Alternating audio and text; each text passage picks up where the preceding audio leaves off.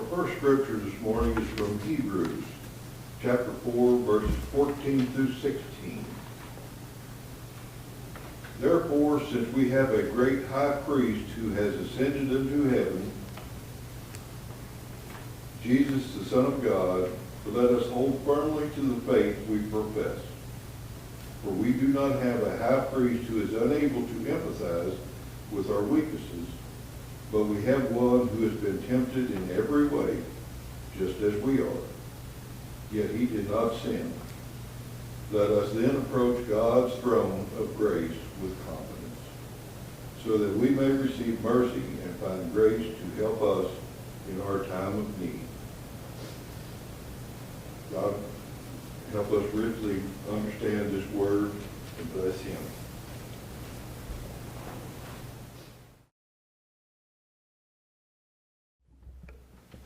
Well, our scripture today is Mark 10, 35 through 45. And I decided to call this Serve Before Receiving. We've all heard over the years, it's better to give than to receive. And, you get, the blessings you get are equal to what you put in. That kind of thing. Well, this is a little section about, once again, Jesus teaching about serving others. And if you've noticed, over the last few weeks, that's kind of been the theme, right? Serving. I even took it to our character talk with the football team the other day about leadership and service, and that a true leader has the heart of a servant. You think of doing that first.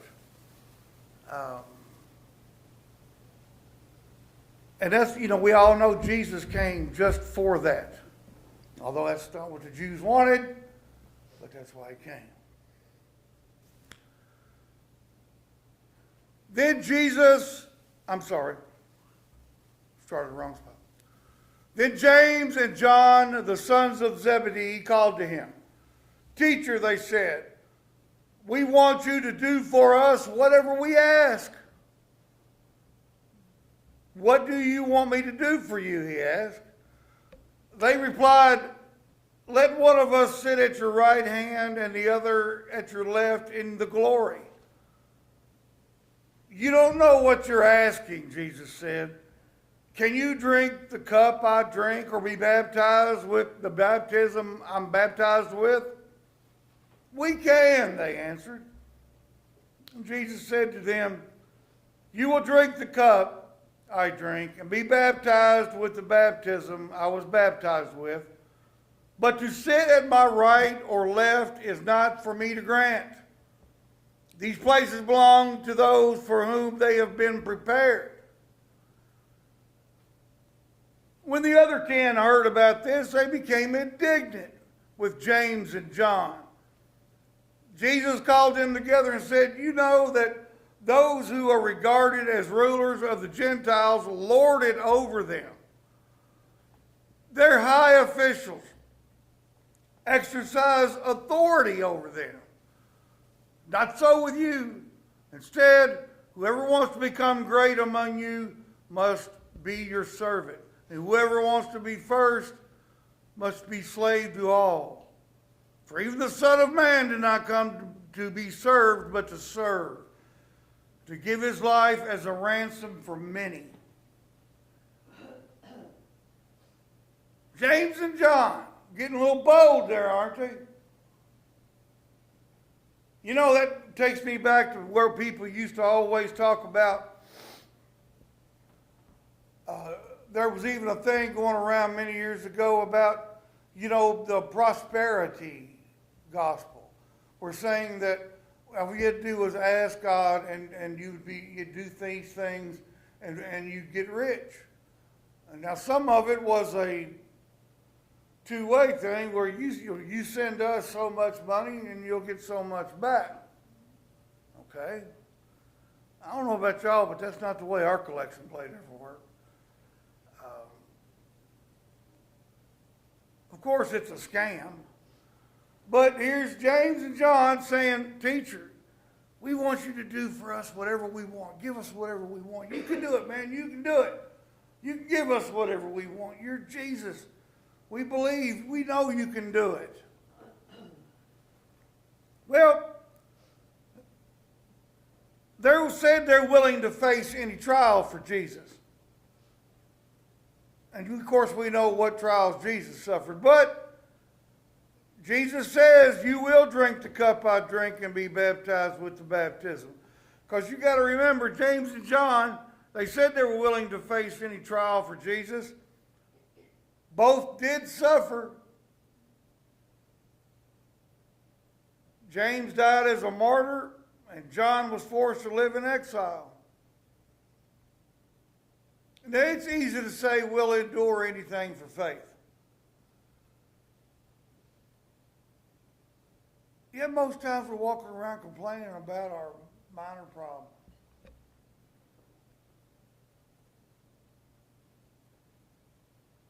You just don't see the trust. You just don't trust enough. Well, I'm going to share something that happened this week with y'all. Just to show you. I keep telling my family, I keep telling people, just believe. Just calm down and believe. I'm praying for you. I want you to pray. I know you don't really believe, but I want you to pray. All right? So I'm talking to this person. And it's family. And things have just gotten so bad where they work, their professional job, that they resign. I can't take it anymore. They resign. Of course, I get the phone call. I get the teary, crying phone call. Daddy, which is the worst sound in the world when you pick up a phone, is Daddy. I hate that. But that's what you're there for. And just nothing, you know, all of a sudden, the world's over. Just falling apart, just can't, just losing it. And I mean bad. I mean to the point where, I don't want to get too personal, but just to the point where professionals needed to be called in. And I kept saying, honey, relax. We got it. I got it. Jesus has got it. I keep trying to tell you that. You've listened to me. You've heard it. You know it. One of these days it's going to sink in. But just be patient, I'm telling you. Well, right when things got crazy worse and worse, and it was just really, that person got a lesson. And I was actually told for the first time in, I think maybe ever, Daddy, you were right. I was right about Jesus. I was right about praying. I was right about believing. I believe enough for all of us. But I really want you to understand that what happened here. Because all of a sudden, the job offers started pouring in. And by the end of the week, already employed again, better job, better money, whole better situation. It's painful to change. It's painful to do that. Change can happen, but you've got to trust the process. That all happened for a reason. I could see it. I honestly could see it. I could feel it. I've lived long enough. I've been through it. I've been in that situation. I've been down and dire. I've been there, but Jesus has been there. God has picked me up. And it's just my personal testimony about it that I know. And one of my family got a lesson this week. And you know what? I'm kind of hoping that when I was told, Daddy, you're right, I hope it means about Jesus. I'm not going to press it. But I'm hoping I heard that as, you're right about Jesus. No kidding. That's the kind of thing that you have to learn. Because it can be painful. But then there's people that do it and ask for things all the time.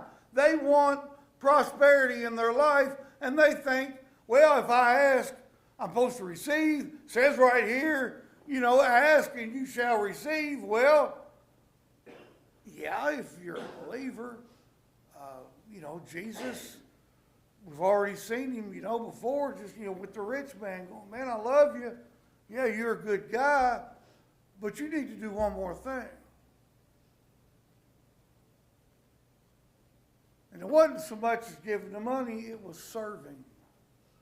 You need to serve. You need to take what you have and serve others. So that's why Jesus keeps going it, keeps dwelling on it.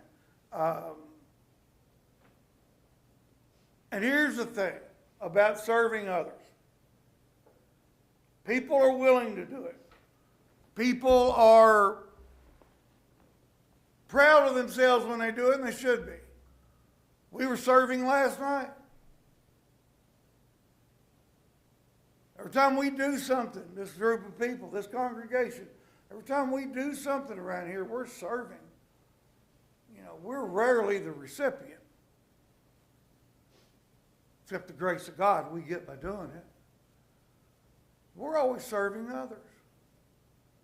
We're not going to stop because we love it. We're addicted to serving because we love Jesus. That's us. We got to get everybody else on board. But the problem with getting everybody else on board, a lot of times, is that you are uncomfortable. A lot of people are just so uncomfortable with some of the people we need to go out and love. Some of them are pretty poor. Some of them are downright, they don't wash their clothes. Probably don't have facilities to, or it's not that they're doing it on purpose. They just can't help it. Well, doesn't mean, I don't care what you look like or smell like or anything else. That's not the point.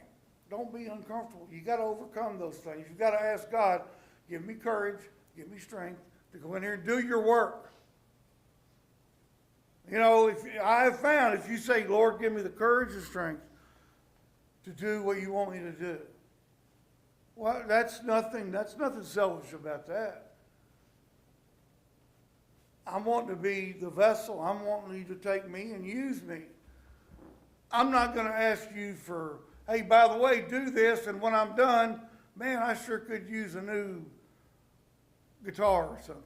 Help me do this. I need more money. Help me get more money, Lord. You know how many people pray for money?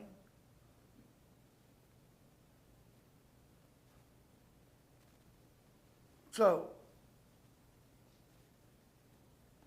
the whole thing about the service, when I was, and God knows, when I was first in high school, coming out of high school, it was obvious. Everybody's going, you're a minister. I was already running youth groups at Arlington as a teenager.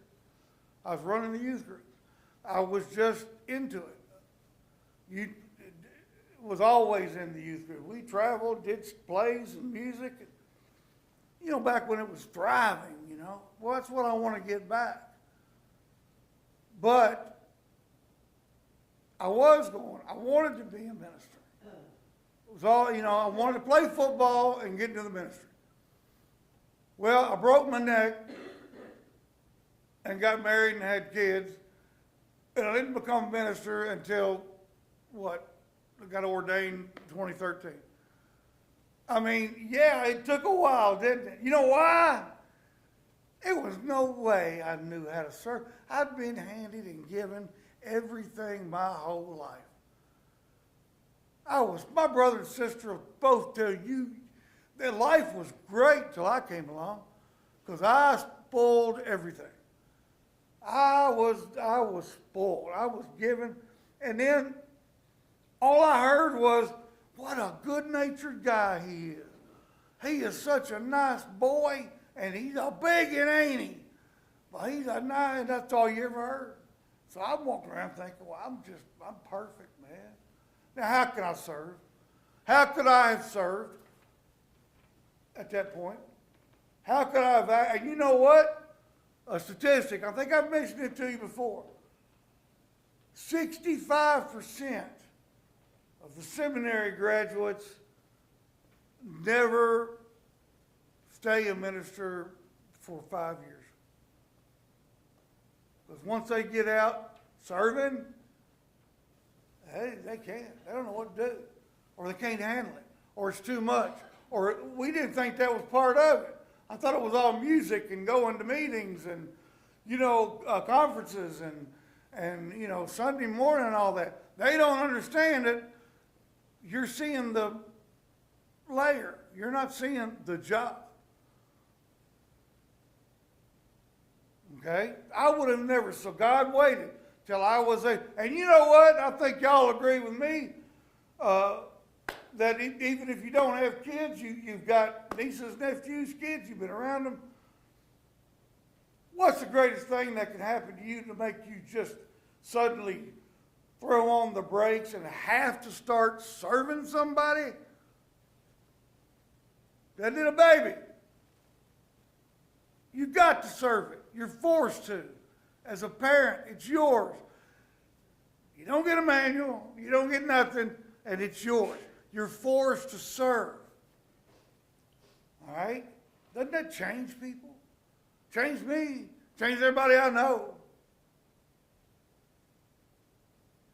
Because you start to get it. You start to reap the rewards of serving. And when you can get your kids to do the same thing, it's an even greater reward.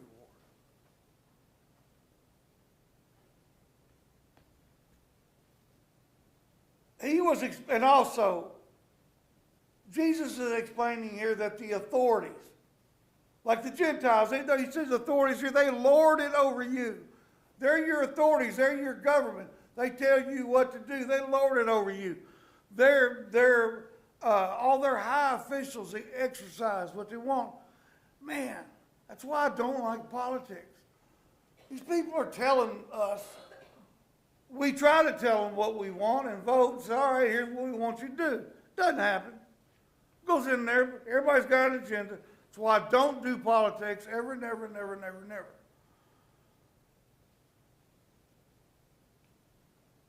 Because not so with us, the believers. Like Jesus said, instead, whoever wants to become great among you must be your servant.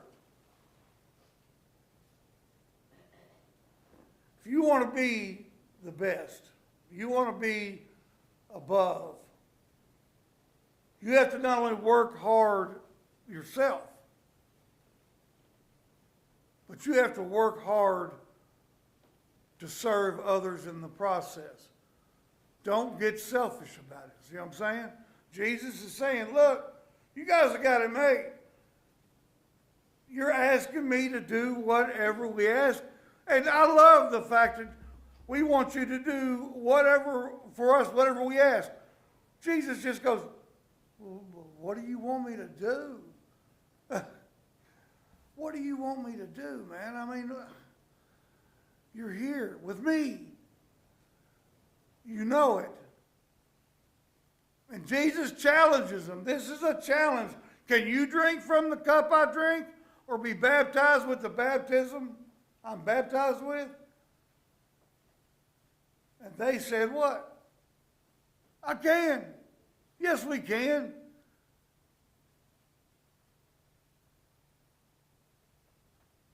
But they really can't. Because he goes, no, you can't. You can't do that. Now, like I said, later on, these guys are martyred and exiled. So they kind of got a little bit of a taste of that. But nothing like Jesus. And he's kind of telling you guys, look, you're asking me for something that's not only I can't do, it's meaningless, pointless. this? Why are you asking me this?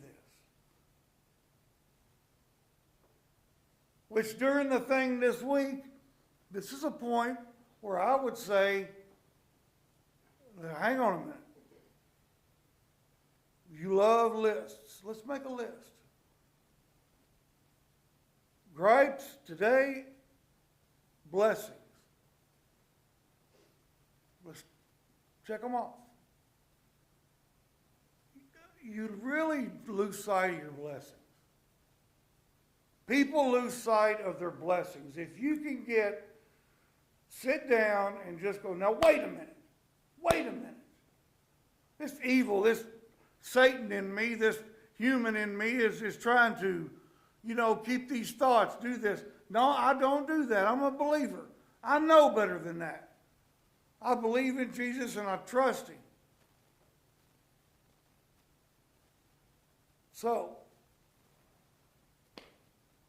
you go on. The Son of Man did not come to be served, but to serve. We've gone over that many, many times here recently. Service is the main thing we can do. Service is what Jesus wants us to do. Love one another. Love one another. Love one another. He says it 3 times. But this short little gospel here, and the reason this touched me so much, and I kind of changed my whole thoughts during the week. I got to the point where my notes were just going crazy, and I just threw them away. Because this really touches me. It touches my life. It touches my past.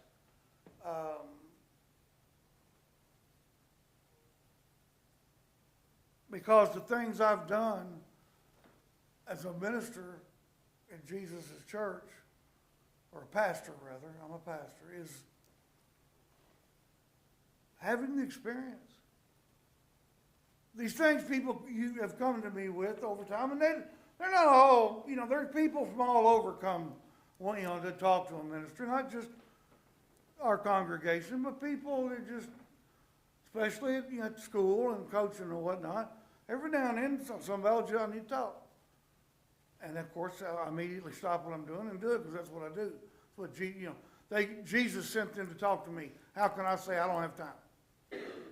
Well, I'll make time. Okay, because I believe that too. Someone comes to me, Jesus has sent them to me.